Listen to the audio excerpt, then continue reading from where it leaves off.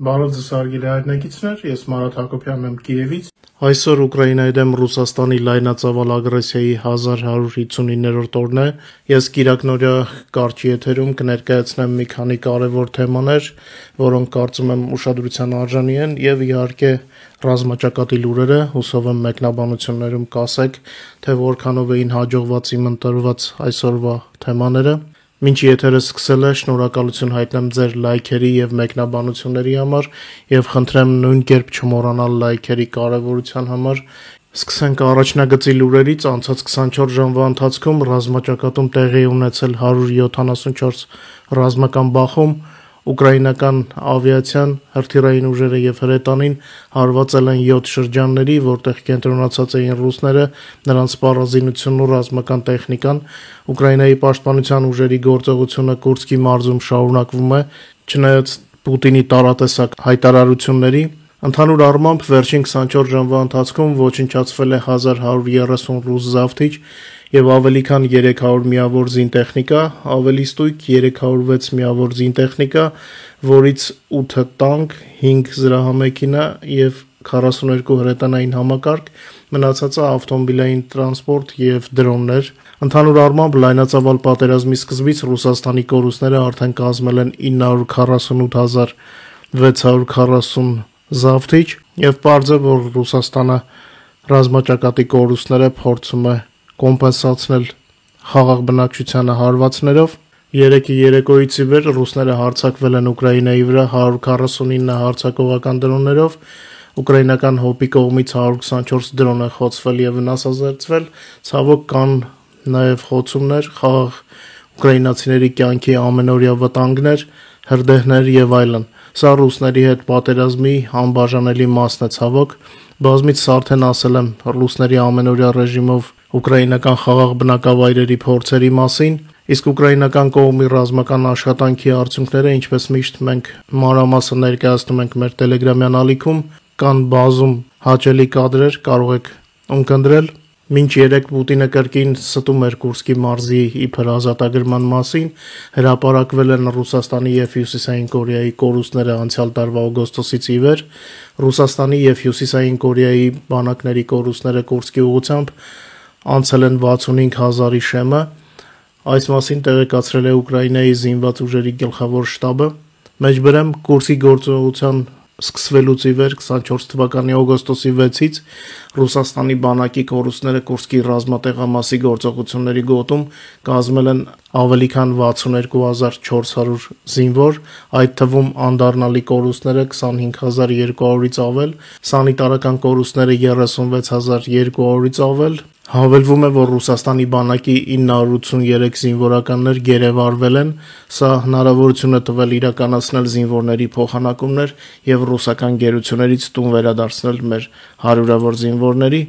Միևնույն ժամանակ Հյուսիսային Կորեայի բանակի ընդհանուր կորուստները Կուրսկի ուղղությամբ կազմում են ավելի քան 4500 սպանված եւ վիրավորված զինվորական։ Հիշում եք անցյալ ամռան սկզբին Պուտինը խոսում էր մեր տարածքում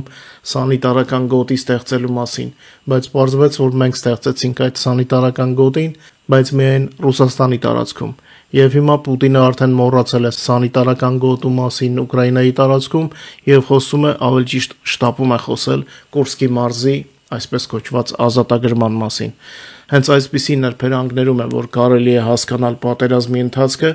Չմոռանանք նաև Ռուսաստանի կողմից Բելգրադի ողջ մարզի նկատմամբ վերահսկողության կորստի եւ ուկրաինական զինված ուժերի հաճախակի այցերի մասին Բրյանսկի մարզ։ Սա հենց այսպես կոչված սանիտարական գոտու մասին է, բայց արդեն Ռուսաստանի տարածքում կամ նախկին Ռուսաստանի, ով ինչպես նախընտրում է ասել։ Անցնենք քաղաքական լուրերին, դուք գիտեք, ես երբեք խայբ չեմ անում եւ խոսում եմ միայն կարեւորի մասին, որոշիչի մասին, որpիսի մեր լսարանը հնարավորություն ունենա այդ համատարած ինֆորմացիոն աղբի մեջ գոնե ճիշտ կողմնորոշվելու եւ իրական միջոցառումներից տեղեկանալու մասին։ Նույնը կասեմ երեկվա Հռոմի իրադարձությունների մասին։ Երեք Հռոմում Զելենսկու եւ Թրամփի հանդիպումից հետո համաշխարհային մեդիան լցվեց լավատեսական վերնագրերով։ Իհարկե այդ ամենը աչք է շոյում, բայց մենք արդեն նման բաներ տեսել ենք, այնպես որ մի կողմ թողնենք Թրամփի հաճախ փոփոխվող հայտարարությունները, պարզապես հասկանալով, որ նա դարձել է նախագահ ոչ թե մեր Ուկրաինայի կամ Հայաստանի խնդիրները լուծելու համար, այլ ունի իր նպատակներն ու դրանց հասնելու իր մեթոդները։ Նախագահ Զելենսկին հանդիպումը դիվանագիտորեն անվանեց արդյունավետ։ Մենք բոլորս հասկանում ենք, որ մի կարճ հանդիպման բոլոր հարցերը չեն կարող լուծվել, որքան էլ խոստումնալից լինեն հանդիպման արդյունքները, այնպես որ պետք է շարունակել աշխատել։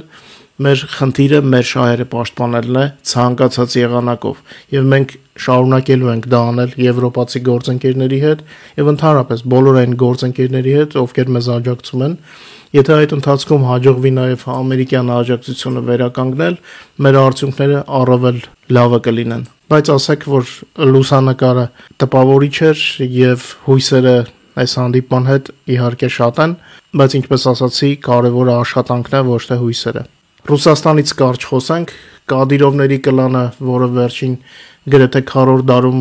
ղեկավարում էր Չեչնիայում, ամենայն հավանականությամբ մոտ ժամանակներս պատմության գիրկը կանցնի եւ կան լուրջ հիմքեր ենթադրելու, որ այս իրադրությունը կարող է ապակայունացնել ողջ ռուսական Կովկասը։ Այս մասին գրում են հենց իրենք ռուսական մամուլը, ռուսական անդիմադիր մեդիաները պնդում են, որ Կադիրովը լուրջ հակասությունների մեջ է ընկել Ռուսաստանի բռնապետ Վլադիմիր Պուտինի հետ, Վայլբերիզ ընկերության վրա ձեռք դնելու փորձը վերջացավ Չեչնիայի ղեկավարի համար լիակատար պարտությամբ եւ պատտվում են համառ լուրեր, որ նա սկսել է Զապասնոյի աերոդրոմ արմատներ գցել, այսպես ասենք, Արաբական Միացյալ Էմիրություններում իր ընտանիքը տեղափոխելու համար, հնարավոր իշխանությունը կորցնելու դեպքում Կադիրովների կլանը Արաբական Էմիրությունները տեղափոխում, ակտիվորեն տեղափոխում, այլ ավելի ճիշտ կլինի ասել, թալանած միլիարդները։ Միևնույն ժամանակ Չեչնիան ավելի ու ավելի է ցնցվում, հանրապետությունը, ինչպես նաև ողջ տարածաշրջանը կարծես թե պայթյունի է պատրաստվում։ Ներկա ղեկավար Ռամզան Կադիրովի համար Սև շրջանը սկսվեց Ռուսաստանի կողմից Ուկրաինայի դեմ նախաձեռնած ագրեսիայից, այսպես կոչված SVO-ից, լայնածավալ պատերազմը ծաղրի առարկա դարձրեց Կադիրովի զորքերին եւ նրան անձամբ քանդելով բիրտ ու անողորմ առաջնորդի նրա կերպարը։ Այնուհետև եկան Կադիրովի առողջական լուրջ խնդիրները, ինչը ավելի թուլացրեց նրա դիրքերը, նրանից այլևս չեն վախենում ոչ միայն ուկրաինացիները, այլև ռուսաստանցիները։ Մեր մեջ ասեմ, ուկրաինացիները երբեք էլ չեն վախեցել։ Նրանց համար տարբերություն չկա, թե թշնամին ինչ ազգության է, եթե թշնամի բանակում է, ուրեմն պետք է ոչնչացվի։ Սա ռուսական ստերեոտիպներ են։ Հայաստանից խոսենք։ Իրանում տեղի ունեցած պայթյունը անկախ նրանից ինչպես է ներկայացվում օֆիցիալ աղբյուրներում, ցույց է տալիս, որ գլոբալ գործընթացները մոտենում են Հայաստանի սահմաններին։ Նշեմ, որ այսօր առավոտյան զրույց եմ ունեցել մի քանի տարածաշրջանային փորձագետների հետ, նաև ձեզ լավ հայտնի Իլյա Կուսայի հետ։ Բոլոր նրանք համաձայնել են, որ պաշտոնական վարկածը այնքան էլ համոզիչ չէ, հատկապես հաշվի առնելով այն, որ խոսքը Իրանի կարևորագույն նավահանգիստներից մեկի մասին է, իսկ պայթյունը բանակցությունների ֆոնին էր։ Փորձառու մարդիկ գիտեն, որ երբեք պարզապես պայթյուններ, նման կարգի պայթյուններ չեն լինում։ Այն տարածաշրջանում, որտեղ գտնվում է Հայաստանը, գործընթացները դառնում են ավելի բարդ եւ ինտենսիվ եւ կարեւոր անվտանգության հարցեր լուծելու համար անհրաժեշտ է ինչպես քաղաքական ուժերի, այնպես էլ հասարակության համախմբում։ Չենք կարող անտեսել, թե ինչ է տեղի ունենում մեր շուրջը եւ կարծել, որ բոլոր խնդիրների լուծումը կարող է լինել այսպես կոչված խաղաղության համաձայնագիրը Ադրբեջանի հետ։ Կան շատ ավելի կարեւոր հարցեր, եւ եթե մենք արագ չվերլուծենք եւ բոլոր ուղղություններով ուշադիր աշխատանք չտանենք, ապա ոչ մի համաձայնագիր Ադրբեջանի հետ ոչինչ չի նշանակի եւ կպարզվի, որ այս ամբողջ ժամանակը ճիշտ չի օգտագործվել։ Բաքուն ակտիվորեն ներգրավված է տեղի ունեցող գործընթացներում եւ նպաստավոր իրավիճակների դեպքում կգնա իրեն անհրաժեշտ քայլերին իր շահերի պաշտպանության համար եւ իհարկե մեր դեմ։ Հայկական դիվանագիտությունը պետք է ավելի մեծ ջանքեր գործադրի առաջացած խնդիրները լուծելու համար, բայց դրա համար անհրաժեշտ են քաղաքական որոշումներ եւ ավելի ակտիվ գործելու մանդատ։ Ուկրաինայի օրինակը մեր աչքի առաջ է, կա միասնական դիրքորոշում ժողովրդի, կա միասնական աշխատանքի մանդատ ուկրաինական հանրության կողմից եւ քաղաքական գործիչները աշխատում են։ Հայաստանում էլ է նման միավորում անհրաժեշտ, հուսանք, որ քաղաքական գործիչները կունենան այն իմաստությունը, որպեսզի իրենց տարաձայնությունները մի կողմ դնեն ընդհանուր վտանգի առաջ։ Շատ չի երկարացնեմ Կիրակնորյայի եթերը, ձեզ լավ երեկո եմ մաղթում, մինչ նոր հանդիպում։